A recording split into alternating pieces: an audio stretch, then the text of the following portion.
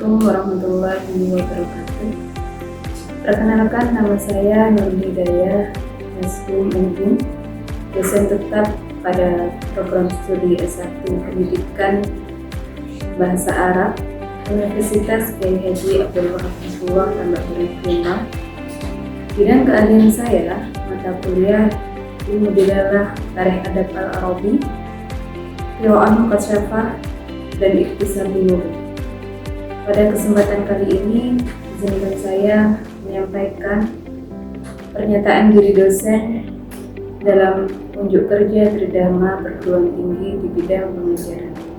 Tujuan pemaparan video ini adalah untuk mengikuti sertifikat dosen tahun 2025. Selanjutnya, saya akan menjabarkan salah satu mata kuliah keahlian saya, yaitu Ilmu Dilalah. Ilmu Dilalah merupakan salah satu mata kuliah wajib yang harus ditemui oleh mahasiswa dengan bobot 2 SKS.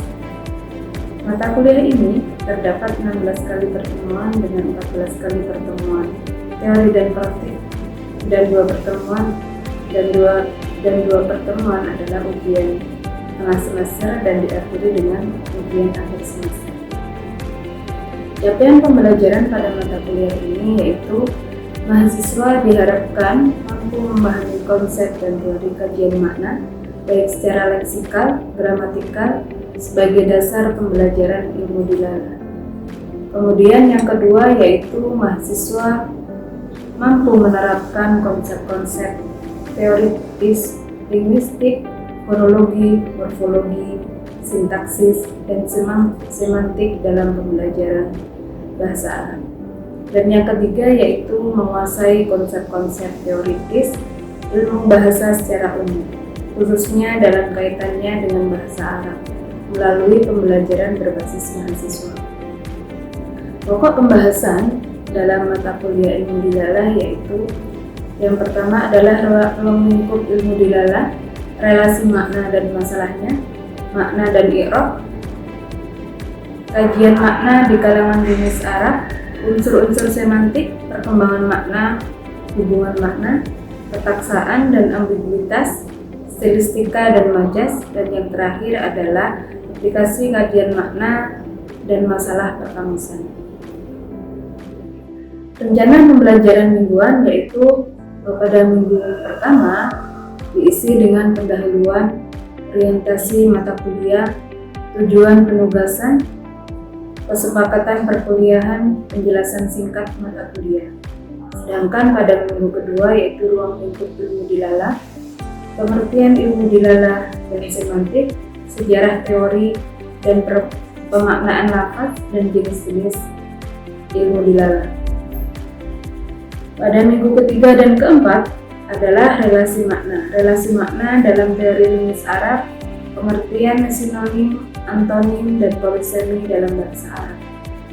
Minggu kelima dan keenam, makna dan i'rab, jenis-jenis makna, unsur penentu makna, hubungan makna, struktur kalimat dengan i'rab, dan problematika perubahan makna.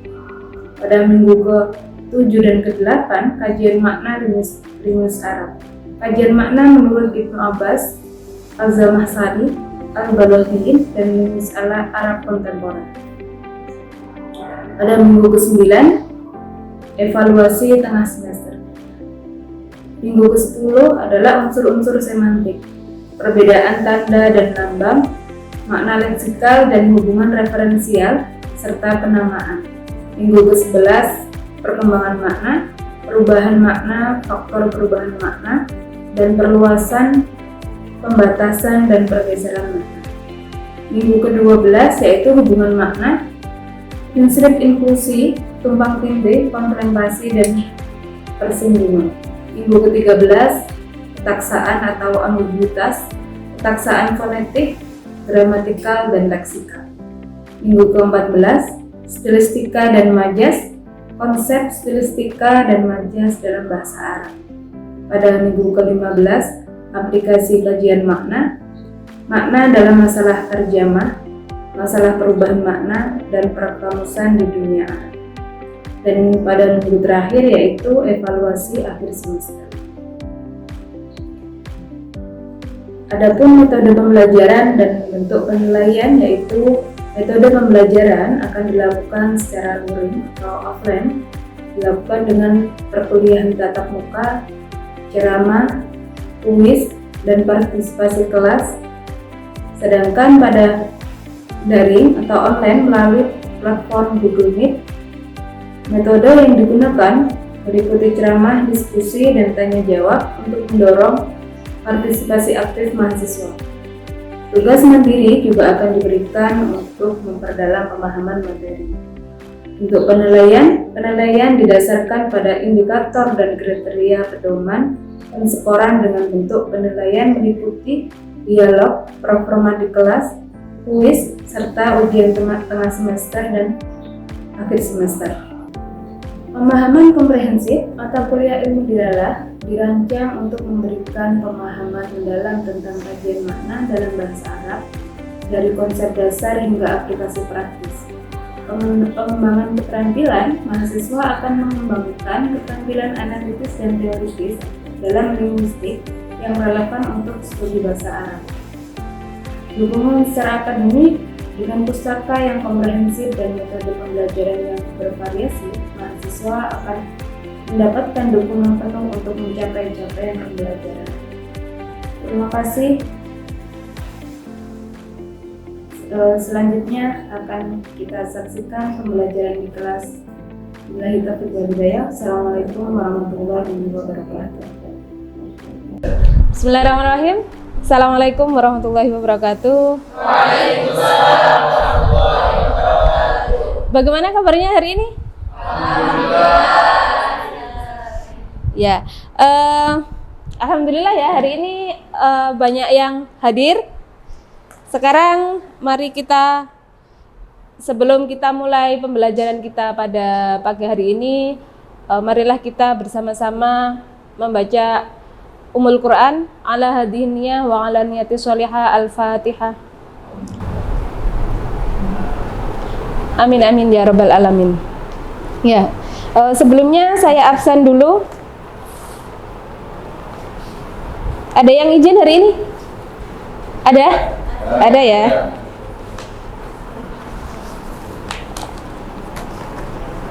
Trisna Bayu? Hadir Ustazah. Hadir. Trisna Bayu ada ya? Nur Lailatul Fitriyah? Jimli Leli? Fadel Ahmad? Hadir. Wahyu Hidayat? Hadir. Aisyah Rahimatus? Hadirah Ustazah. Murni Murtafiatul? Hadirah Ustazah. Alhamdulillah pagi ini 90% hadir. Selanjutnya sebelum kita mulai pada materi hari ini, kita review dulu pada materi yang kemarin apa? Unsur-unsur semantik. Ya, salah satu siapa yang bisa menjelaskan materi yang pada minggu lalu? Oh ya, Mbak Laura Windy, silahkan dijelaskan. Jadi unsur-unsur semantik itu ada 4. Yang pertama ada makna leksikal. Itu adalah makna dasar dari sebuah kata yang muncul atau yang terdapat dalam kamus. Misalnya ada kata al-ustad. Al-ustad secara leksikal memiliki makna seseorang yang mengajar. Kemudian yang kedua ada makna gramatikal. Itu ialah makna yang muncul dari hubungan antar suatu kata dan struktur dalam suatu kalimat. Contohnya ada al-ustad haibatun, yang berarti ustadz yang berwibawa. Meskipun terdapat kata ustadz yang sama, namun terdapat gramatikal yang berbeda. Bagus sekali Mbak Laura Windy.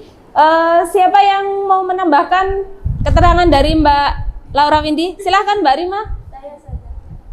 Jadi selanjutnya adalah makna referensial, yaitu hubungan kata dengan objek, konsep, atau entitas yang merujuk dari kehidupan nyata atau dunia nyata.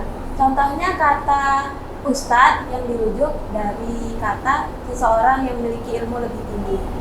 Yang terakhir adalah makna denotatif dan konotatif.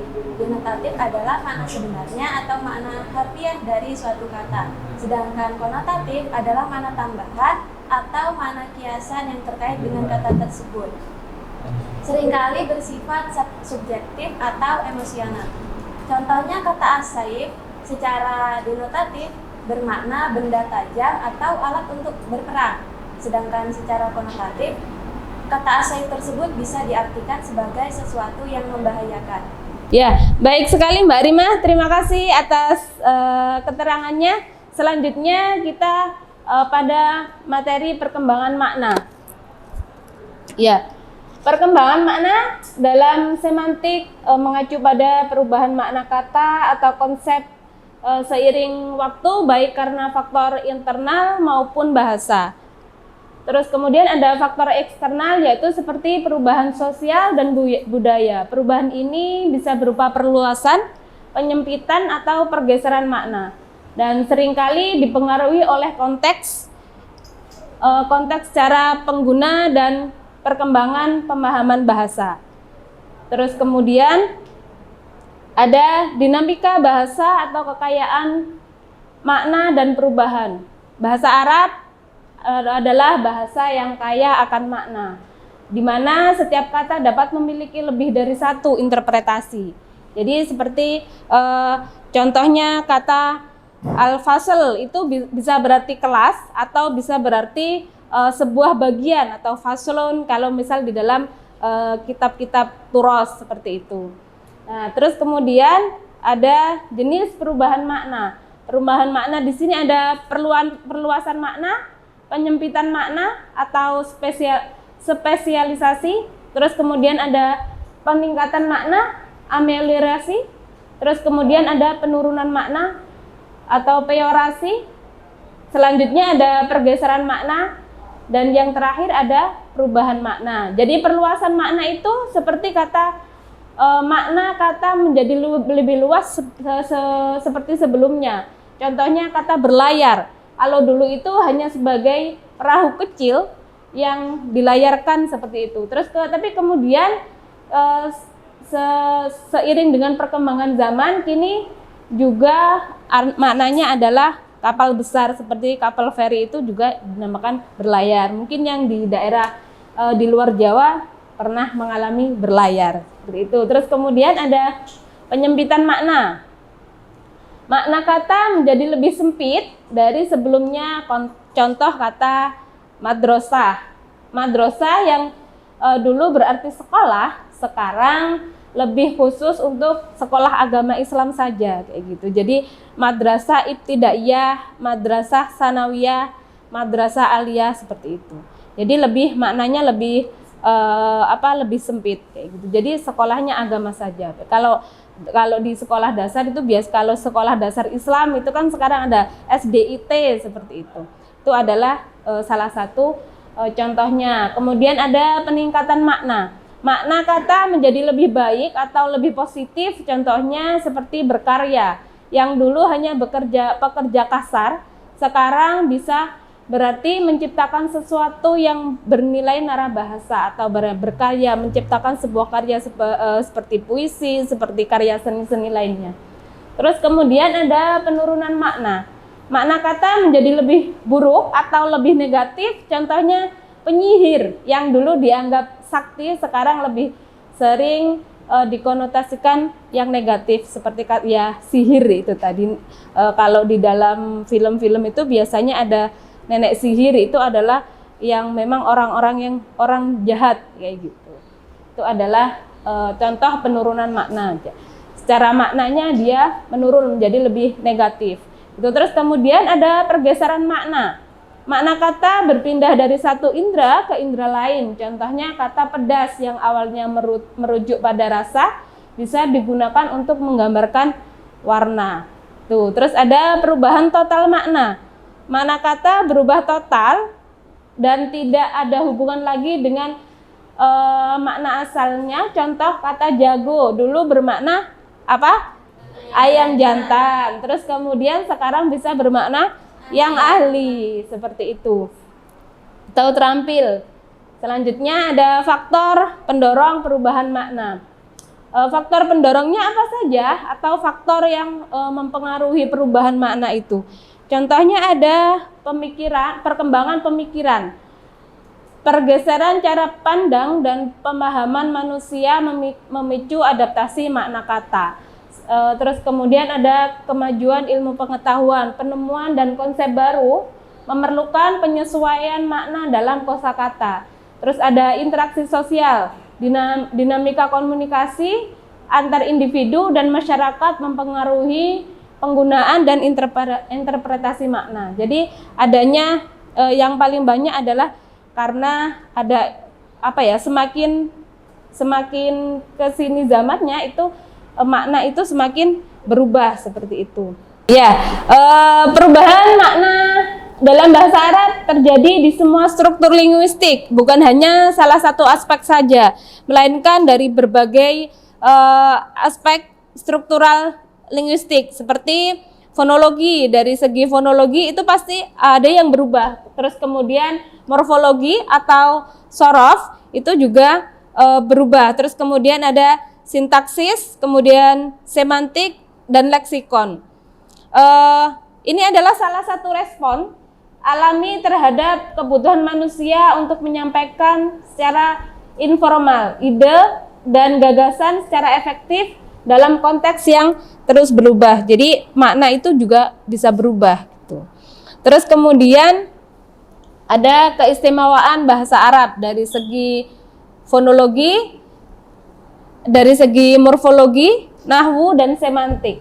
Jadi kalau fonologi sebagaimana yang saya jelaskan di pertemuan pertama, fonologi adalah cabang ilmu linguistik yang mempelajari bunyi-bunyi bahasa secara fonem dalam suatu bahasa tertentu serta aturan dalam pola penggunaan. Morfologi atau sorof, cabang ilmu linguistik yang mempelajari struktur, bentuk dan pembentukan kata dalam suatu bahasa. Nahwu atau sintaksis, linguistik yang mempelajari struktur atau susunan kata dalam kalimat serta hubungan antar unsur dalam kalimat agar membentuk makna yang benar secara tata bahasa gitu. Jadi terus kemudian ada semantik atau ilmu dilalah, cabang ilmu linguistik yang mempelajari makna dalam bahasa baik makna kata, frasa, klausa maupun kalimat secara keseluruhan gitu.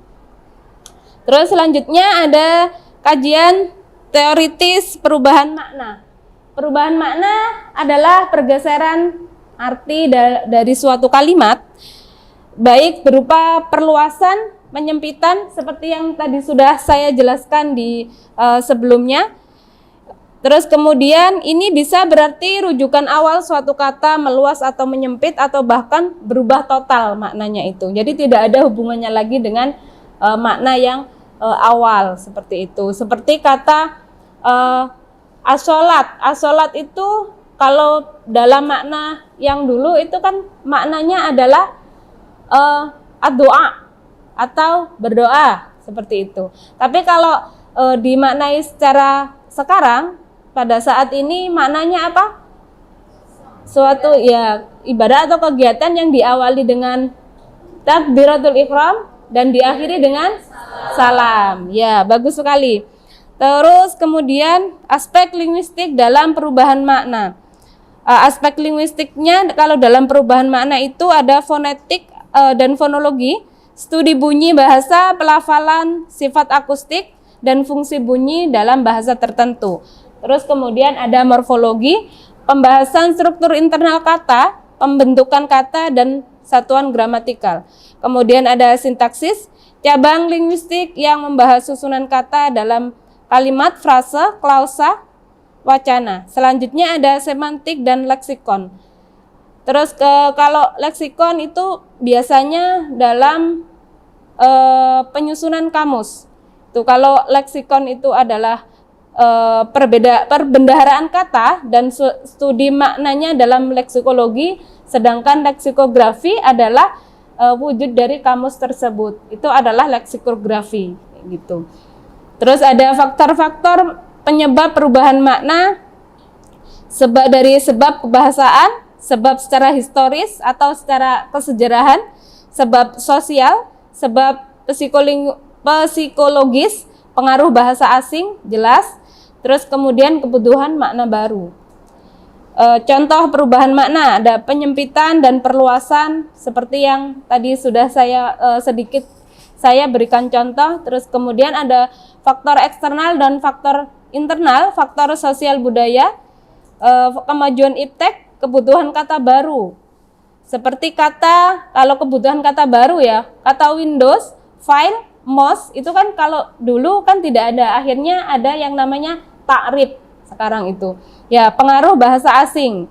Seperti kata sahabat dari as-sahabah yang mengalami perluasan makna di Indonesia. Jadi kalau pada zaman Rasulullah, pada zaman tabi'in dulu, sahabat itu kan berarti juga sahabat Nabi. Jadi yang hanya sahabat saja yang yang berteman dengan yang pernah bertemu dengan Nabi. Itu adalah maknanya. Tapi kalau zaman sekarang, sahabat itu bisa dimaknai siapa saja. Itu siapa saja, misalnya contohnya Fadel bersahabat dengan Alim. Itu juga salah satu contohnya. Itu berarti kan bisa dikatakan sahabat. Dia mengalami ada yang namanya pengaruh bahasa asing tersebut. Tuh, faktor-faktor ini membuktikan bahwa setiap bahasa dapat mengalami perkembangan makna sesuai dengan keadaan yang seharusnya. Tuh. Baik, sekarang kita bermain kuis dulu. Ini ada barcode, mungkin nanti bisa disalin ke perangkat masing-masing. Ya, bentuknya seperti ini. Nanti ketika angka yang saya tunjukkan, misalkan angka 1, angka 2, angka 3, seperti itu, nanti kalian pilih salah satu orang, satu untuk menjawab. Jadi semuanya harus siap-siap ya. Siap semuanya? Ya, baiklah. Sekarang kita mulai.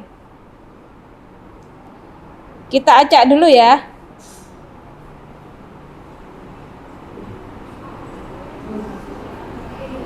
Ini ada balok sejumlah 12 balok karena ini tanggal 3. Sekarang kita mulai di angka 3 ya.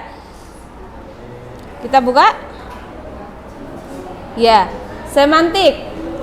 Semantik di sini coba dijelaskan semantik itu apa? Ada yang mau menjawab? Saya, Bu. Ya, silahkan. Ilmu semantik adalah cabang ilmu linguistik yang mempelajari makna. Ya, bagus sekali. Beri tepuk tangan. Ya, coba kita buka angka 10. As-sayyarah. Jadi dari kata as-sayyarah ini coba kalian jelaskan dengan menggunakan teori perkembangan atau perubahan makna. Siapa yang mau menjawab? Saya, Bu. Ya, silakan Mas Holil. Jadi kalimat as-sayyarah dulu itu dimaknai atau berarti rombongan. Kalau sekarang atau zaman sekarang itu bermakna mobil. Sudah. Ya, terima kasih Mas Holil atas jawabannya. Ya, selanjutnya nomor 7 ya. Oke, silahkan yang mau menjawab. Pertanyaannya adalah faktor pendorong perkembangan makna atau perubahan makna. Silahkan, yang putra atau yang putri? Putra. Ya, silahkan Mas Fadel. Faktor pendorong perubahan makna itu bisa disebabkan dengan perkembangan sosial dan budaya. Ya. Dan terus bisa lagi itu disebabkan karena perkembangan teknologi sama perkembangan interaksi sosial. Ya. Gitu. Ya, bagus sekali jawabannya. Beri tepuk tangan. Kita lanjut nomor 6 ya. Sekarang jelaskan kata madrasah menggunakan teori perkembangan atau perubahan makna. Silakan siapa yang mau menjawab? Saya sudah. Ya, silakan Mbak Aulia. Jadi kata madrasah mengalami penyempitan makna. Yang awalnya madrasah itu berarti sekolah, kemudian mengalami penyempitan makna yang berarti sekolah agama Islam. Jadi menyempit menjadi khusus gitu. Lebih khusus ya. Ya, terima kasih jawabannya Mbak Aulia. Beri tepuk tangan kepada Mbak Aulia. Sekarang kita kembali ke slide ya. Ya, slide selanjutnya adalah tugas untuk minggu depan. Ya, tugasnya adalah mencari kata dalam bahasa Arab mengenai atau berhubungan dengan perubahan makna, dan masing-masing mahasiswa tidak boleh ada yang sama. Itu ya. Jadi masing-masing katanya satu. Apalagi tidak boleh menggunakan contoh yang sudah saya contohkan tadi. Jadi kalian harus kreatif untuk mencari kata yang tidak boleh sama dengan teman-temannya. Ya, kita akhiri perkuliahan kita pada hari ini. Kita ketemu lagi insya Allah minggu depan. Nahdlatul Bikiraati hamdalah.